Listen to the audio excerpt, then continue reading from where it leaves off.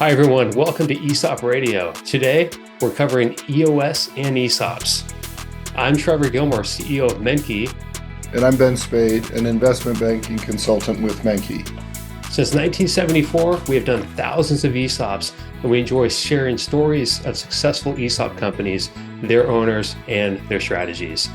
Today, our guests are Dave Jaeger, CEO of Legacy Utility, and Craig Hettrich, who runs the Hettrich Group, an EOS coach and implementer.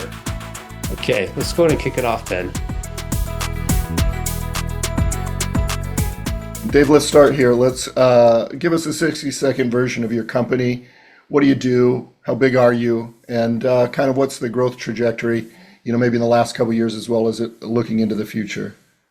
Yeah, so we are a underground utility company. We specialize in services for large GCs and municipalities and other agencies and such. We focus a lot on hydro excavation, clean and TV, and basically anything that's got to do with underground is usually where you can find one of our pieces of equipment would be useful. Our company size, we have about 200 employees, a little over 200 employees. And we're looking to double in size and then double again. So that's awesome. Side note there, if I may chime in. So your other brand, NorCal Pipe, like I see your trucks here. I'm in Southern California on the Coast Highway often and so on. So an astute listener probably recognize your truck somewhere in California. No, that's very true. And with a staff that size, EOS seems to make sense. When did you decide to implement it? And were you trying to solve a problem or just lean things out? Yeah, no, that's a great question. So we implemented EOS, Craig, 2 years ago we started working with you? 2 years, yeah. Yeah,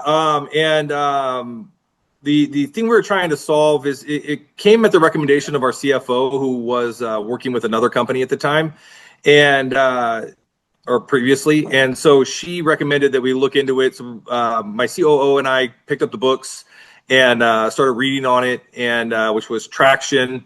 And then we realized that we needed to maybe start implementing some of these things. And the idea is that we needed to get a little bit better structure operationally and a little cleaner. We found that oftentimes two of us were working on similar things when really one of us was really needed. And so it allowed us to kind of divide and conquer really quickly.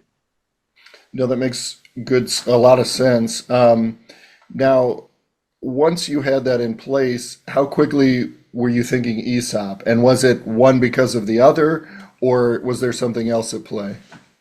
Yeah, no. So what's unique about the EOS process is you start laying out strategies and goals, and you look at a 1 year or a 3 year or 5 year or 10-year plans, and something that we'd never really formally written down, especially as a family-owned business, something we'd never sat across the table from my dad, who was my business partner, and said, "Hey, this is what we're going to do in 3 years." In those moments you're drinking through the fire hose and you're moving fast. And so EOS forces you to slow down a little bit and talk about the things that maybe are just assumed and create a little more clarity. So funny enough is that an ESOP was in our 3-year goal. Coincidentally, we did it in less than 3 years, but it accelerated it a little bit. But an ESOP was one of our 3-year goal plans. We just checked it off in 18 months versus 3 years. Yeah, that's pretty quick, almost half the time. I've seen that happen with a number of other companies, whether it's revenue targets or headcount targets. They get there quicker once they implement the EOS model, which then, Craig, I'll ask you, for people that don't live in the EOS world, what does it actually do for a leadership team day to day? And also, maybe a brief description of what EOS is. Well, what the heck is it? Yeah, sure. Great point. So EOS really enables leadership teams and their companies to do three things: be good at vision, traction, healthy. Vision from a standpoint of getting everyone in the company, not just the leadership team, everyone to know where the company's going, how they're going to get there. Because Dave said a lot of companies don't really have that figured out. They're just fighting day to day and doing well, but there's no longer term plan.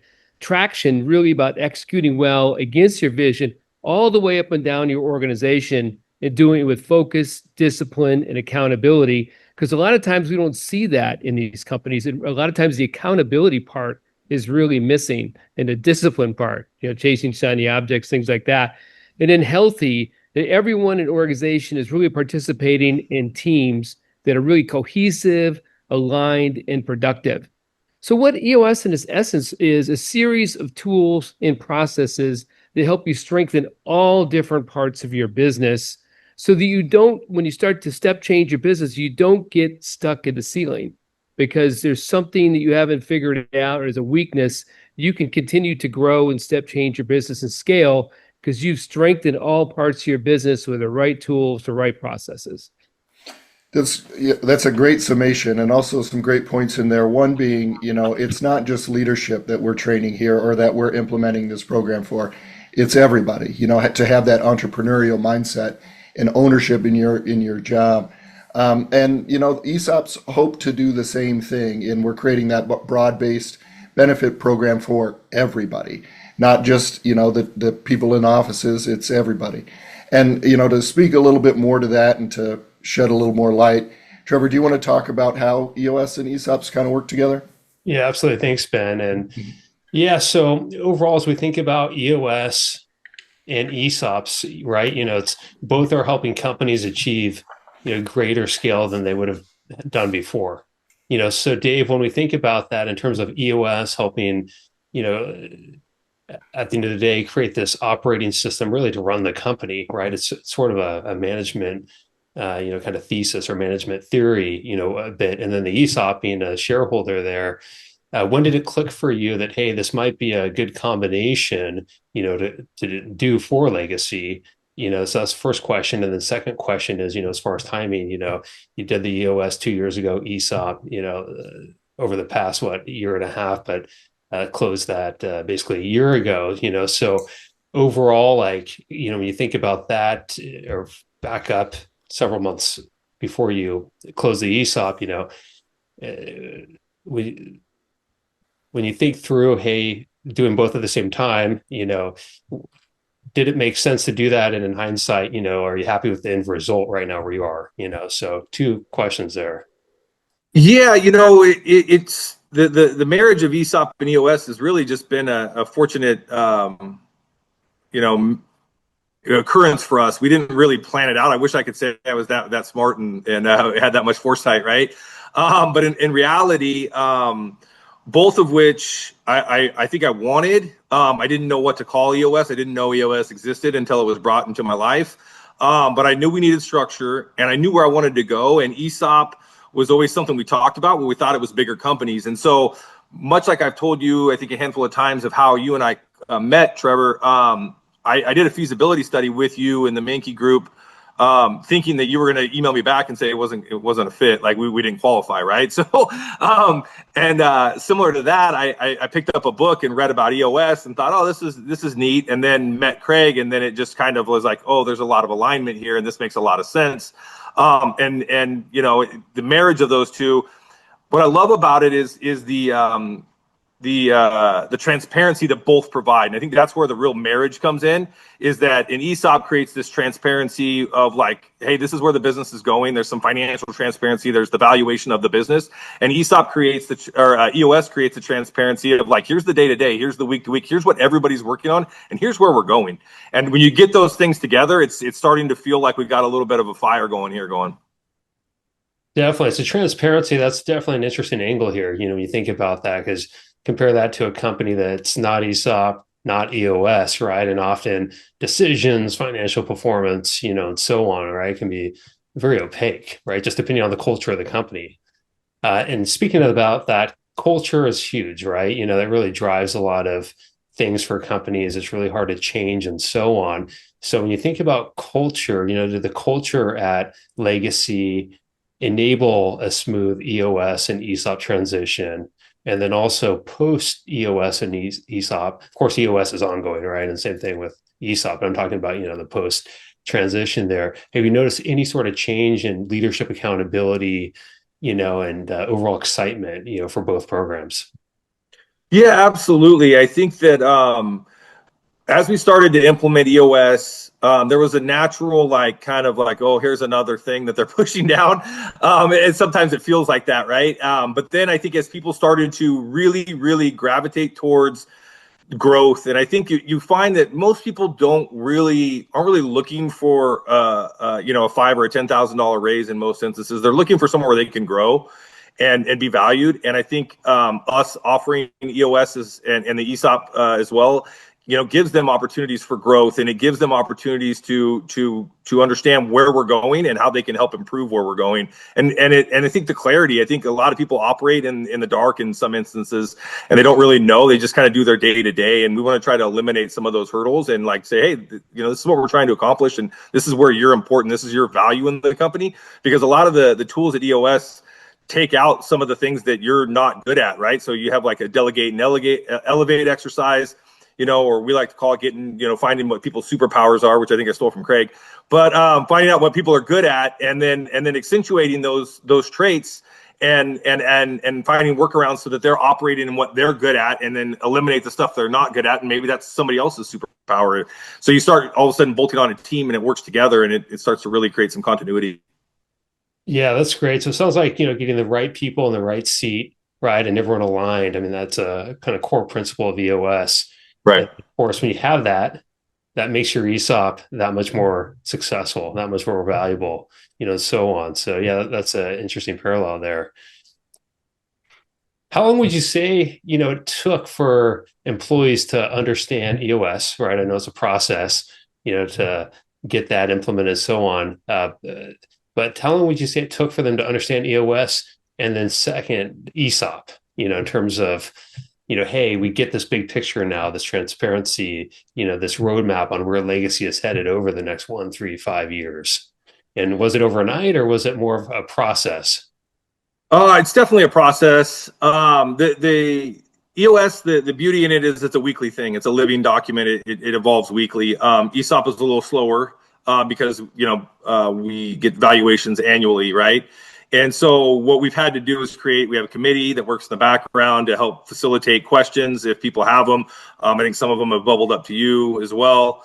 We've worked on some videos and some presentations so that the team can kind of get their questions answered. We've also did one-on-ones where I just have an open calendar, and they can log into Calendly and hook up with me on email or on video, and we can talk through their specifics to try and just help people understand it a little bit better. As far as the EOS process, because it's weekly, and then Craig is a part of our training program, it allows us to maybe pick it up a little quicker, because people are getting forced to take that class with Craig and understand how the meeting cadence works. And then every meeting they're a part of is this exact same cadence. Even if the meeting is a different department, the cadences are all the same, and they all live in the same area, and everybody's numbers intertwine and things like that. It's great. And Craig, I'll kick it over to you for a couple of questions here. First one, from your perspective, what's different about implementing EOS in an ESOP? And I'll broaden that up to almost any employee-owned company for that matter, versus one that doesn't have employee ownership or broad-based ownership, one that only has maybe, a small handful of owners.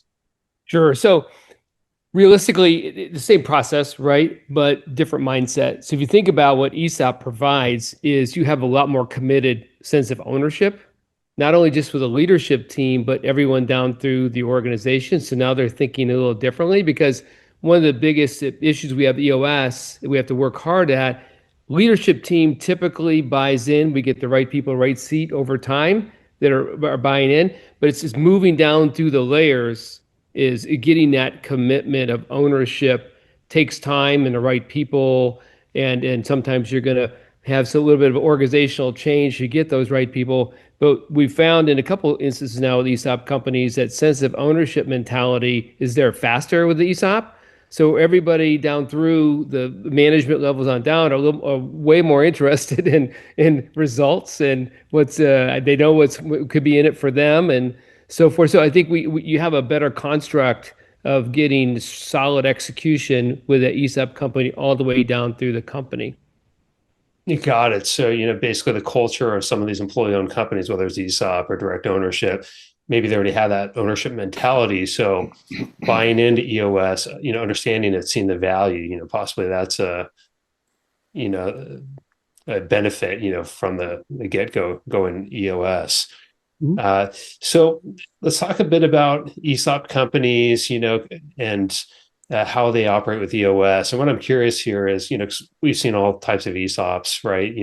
Large companies, small companies, companies with one or two long-term shareholders who go ESOP, and then the owner, the employees that are like, okay, now we need to like get up to speed, because they retired and now we need to run this thing. But when we think about ESOP companies adopting EOS, where do you see they tend to struggle in the adoption and implementation of EOS? And again, I'll broaden that definition to ESOP and, just employee-owned companies. So it could be an engineering company Sure. with 20 shareholders or whatever, right? But where do you see they tend to struggle, with adopting that, and how have you overcome that? Sure. I think the biggest area that I see, so you're a business owner, you made all your decisions just you can make it like that, right? And so Yeah. now you just not necessarily can. You have to have a board vote or board, so there's more fiduciary responsibility, more governance, and some companies really react to it quicker and adapt to it. I think Legacy has done a nice job of that. Other companies I've worked with struggled crazily with that. It's finally what wrestled them to the ground. So we talk about really why that matters and why good governance matters and putting more rigor into decisions matters, because we get more constituents now that we're concerned about. But that's part of the EOS process too. We do talk about accountability, really good assumptions when we do things, making better decisions. So it's part of EOS, but sometimes that's the last part that comes across, that we're used to moving so fast. We're going to make all those decisions. But now, wait a minute, we have to have some good fiduciary governance involved with making some of those decisions. Yeah, and it seems like, companies, right, their existing processes and, existing setup got them to where they are, right? And then they need EOS to get to that next level, right? So that means, decision making is probably going to be different, right? Getting the right people in the right seats and so on. Would you say, so when I think of EOS here, I think of, okay, company that wants to grow and realizes, their blind spots, right? Because you can have a CFO, COO, strong leadership team and so on. But, at the end of the day, all of us have strengths and weaknesses. Would you say those who go EOS, are those who are, basically looking for growth, number one, and two, really looking to, kind of better themselves in their company? Like, is there that sort of drive, to want to go through this and adopt, versus just status quo? Yeah, so typically here's what we see. We see a company that's done a nice job driving to where they can be, like 5 million, 10 million, sometimes 20 million, just depends on the numbers. Where the CEO, owner has willed the business to that level, willed it, right? And really there's a superpower in the owner, superpower in the team, but there's some holes in their game, things that they haven't had to worry about, for instance, right people, right seats, or strategies for the long term, processes being documented, things like that. But it's usually being that the owner is in the visionary in the business, we call it in EOS, wants to be out of all that day-to-day stuff. They want to, they realize they've taken the company as far as they could take it without a strong leadership team. So usually the first thing we have to do is make sure we have a strong leadership team can take you to that next level. And then when we do get that, and when it's accomplished, the visionary, a CEO, has so much more relief. They can actually have a life, because you think about when you're willing to business, this is a lot of weight on you personally, right? And therefore now you realize you can have some people rowing in a boat with you. And especially when you couple with ESOP, they act more like owners, ownership mentality. So it's not just you acting like an owner, you have a leadership team and the teams down below that. There's a lot of pressure off the owner at that point. Yeah, that's great. And that's something when we go down the ESOP path with prospects, is tell us about your business. And then number two, are you the business? Do you do everything? Is the business tied to you, right? And if so, that's a big risk. The case, yeah. Ben, I'm going to kick it over to you. I know you have questions here you want to ask. I do. I kind of want to dip into the, whole accountability and ownership mindset. And, we've sort of discussed ESOPs and EOS in a vacuum. This is the way it's supposed to happen. But like Craig alluded to, it's easy for leadership to buy into. But Dave, how do you connect things like rocks, scorecards, L10s to, the employees day to day so that they feel like this is going somewhere, this means something, as opposed to just another meeting, just another, the boss wants me to do just one more thing? Yeah, no. So had you asked me this question 6 months ago, I would have said, the answer would have been, I don't know. But to be completely honest with you, we've now hit we're at the end of January of our first year as an ESOP company. And the amount of emails I have received in the last 2 weeks about, hey, we hit numbers. When are the when is the stock price going to be revealed? I was like, hold on, there's a whole long process there we have to go through in order to release that stuff. I'm not hiding it. It's just it takes time to come out. So the amount of emails I've gotten has been pleasantly surprising, and it tells me that the team is thinking in the right terms. They're thinking, okay, now, how did what I did impact me, and how did it impact the stock price overall? And it's a great feeling. I mean, I can tell you, in doing this for now, I'm going on 19 years. That's never happened. I mean, it's never happened at the middle management level. It's only happened at the higher level of, hey, how did we do, like a CFO or COO, right? It's never middle management asking, hey, so we hit our numbers. How did this impact the stock price? I'm like, oh, I love that. I love this email. I wish I could get a million of these. Yeah, it's easy to just say, hey, we worked hard, we hit our numbers, show me that stock price. But have you truly seen on a day-to-day it affecting, decision making or execution on the job site or just in employees' actions? Yeah, absolutely. So we noticed credit card spending is down over the year, and then the other thing we did a little comparative analysis for fuel, and people we did a little contest to like idling and stuff because we have big equipment, and so if guys are just idling in their equipment, it's just burning fuel, and fuel is one of our biggest costs that's kind of controllable to some degree. And so we did a little comp, and then we're able to send out some attaboys and some stuff to the employees that had the best percentage differential month over month in terms of money saved for the ESOP. And so highlighting things like that, I think, and people thinking along those lines is a dramatic shift. Oh, yeah. I mean, nobody really thinks about how big of an expense fuel can be. It's sort of like napkins at a barbecue restaurant. You're going to go through a ton. Right. And so idling does, that's a really good point. And I love that example. But with all this accountability, and Craig, I'm going to ask you this one. Is there ever accountability fatigue? And then what do you do if somebody's just like, oh, it's another meeting. Oh, it's another, XYZ. Well, when you run into accountability fatigue is when you're just managing by metrics and numbers, right? So you really don't want to do that. You do want to hold yourself accountable for hitting numbers. But what we find is that you never lose sight of where we're going, the vision for this company, and why accountability matters, and us getting to this vision and what will happen once we get there. And also in shared ownership, and where employees, managers, directors have all had input into what that accountability looks like, right? And then we discuss and have really good discussions around what we're holding ourselves accountable for and the results of what we're holding ourselves accountable for. So it's really not necessarily about the numbers. It's about how we're getting to where we need to go vision-wise, and what do we need to do to solve for, and your involvement in solving for that and helping us get to those numbers, right? Because we're going to make adjustments in our strategy, adjustments in our model all along the way. So you're really not just report out, hit the numbers, move on, see you later. You're not hitting numbers, right? So it's a lot different, and more of a shared ownership model tends to work really well. Right. And a lot of people don't realize that forward thinking, that projective looking, we're trying to see how's the company going to be tomorrow. That's true ownership thinking. It's not, like you said, just hitting my numbers. What tools have you found in the EOS playbook that reinforce that thinking I'm building something for the future, not just show me the money, like Dave said, getting all those emails. What's the share price? What's the share price? How do we build that day-to-day ownership thinking? Yeah, they're all good. All the EOS tools contribute that. The one by far that does the best job of that is the level 10 meeting. The way I look at it is leadership teams, department teams.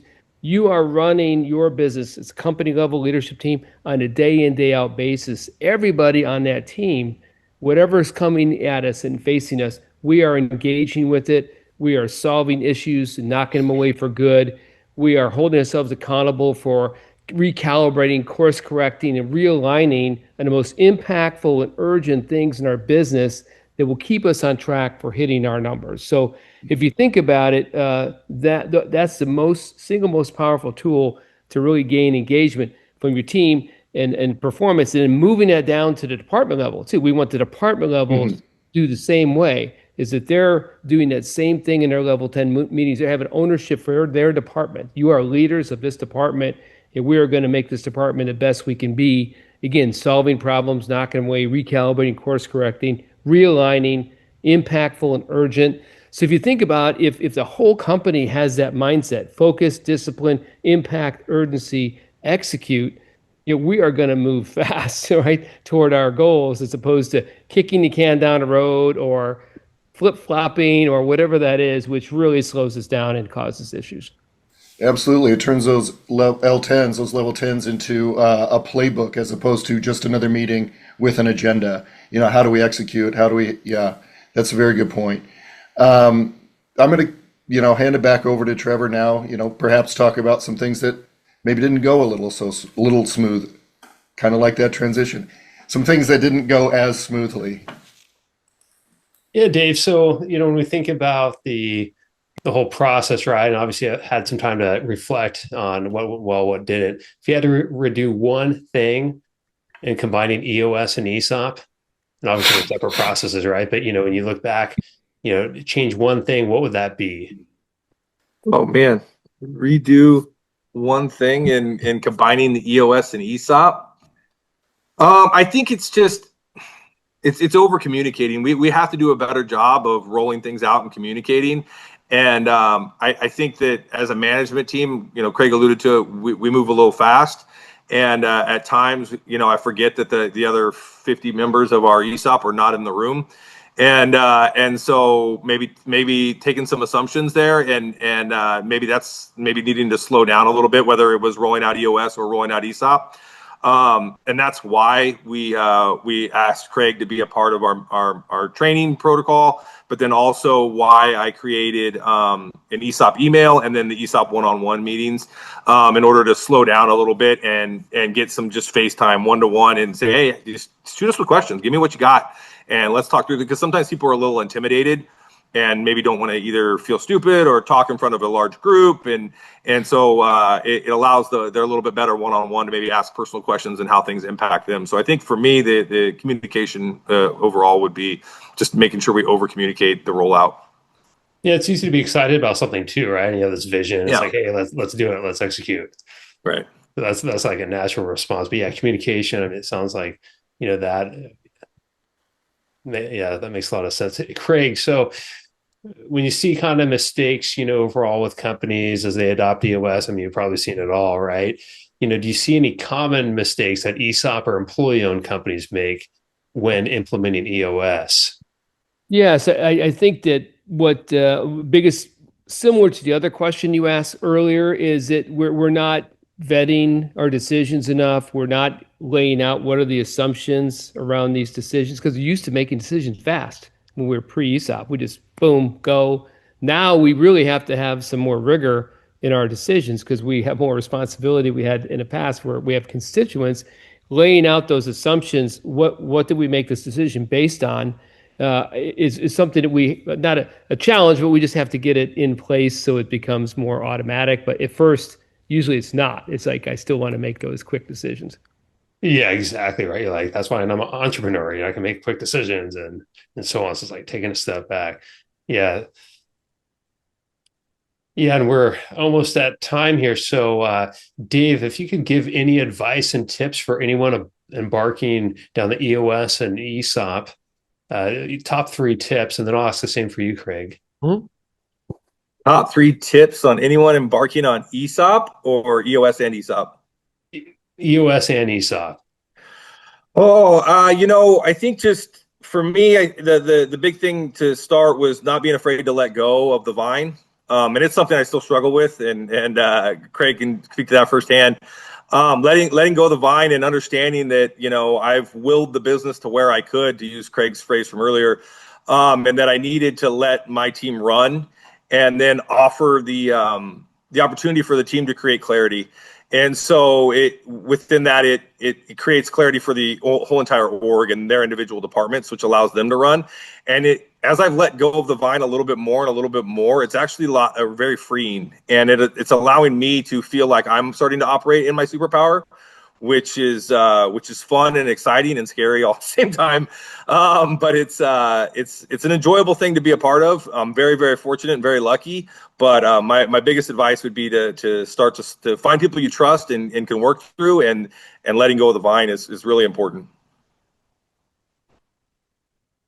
Nice. And yeah, actually, speaking of superpowers, I saw that video of you on LinkedIn where you jump out of a plane and land on a legacy utility truck. What's funny is people thought that was real. Yeah. People thought that was real. I got phone calls and text messages. They're like, "You're into extreme sports?" I was like, no, that's not real. That's not real. I have one coming out on Friday for the gala too. It's think Ron Burgundy. It's me as Ron Burgundy. Oh, that's great. So, I guess they didn't see the little Sora logo in the corner. Yeah. Yeah, it's a lot of fun, man. That's great. And Craig, to close this out here, some tips for anyone embarking down the EOS path. Yeah, I think Dave hit it well too. Hey, you got to be able to let go for sure, and know that you can't take this any further. You got to reconcile with that, right? And the other thing is to slow down. So entrepreneurs are used to moving fast. EOS, we don't move incredibly fast when we're doing EOS because we want to make these tools and processes ingrained in your everyday operating, right? And you can't do that by just go, here's a meeting, we're done, forget about it. I go back and reinforce it. And they get it finally, but at the beginning, we've already talked about this. Why are we doing this? And then I'd talk about, recite back to me how we do this, and it's not there, and they'd realize, oh, we need to go over this again. So slow down. It takes time to learn this, and it's okay, because at the end of the day, we're going to have a great organization, and you can get what you really want from your business. That's the end of the day. What is it you want? And this system, when it's implemented running well, you as that owner can get what you really want. That's great. So, in summary, when I think about EOS, I think high performance,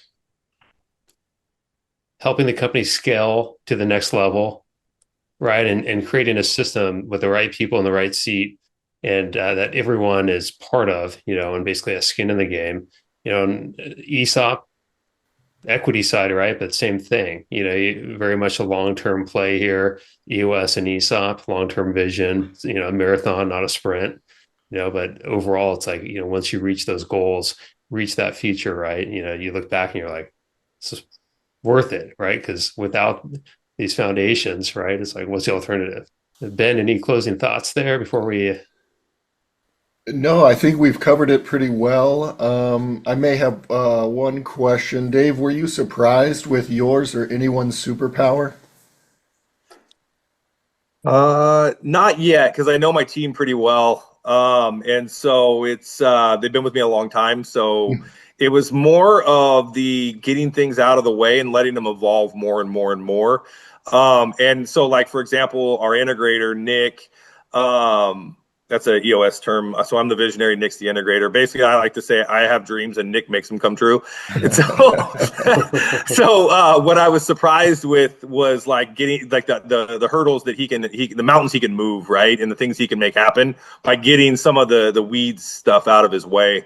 And it's been fun. I've been lucky. Like I said, I've been blessed to be around the team that I have.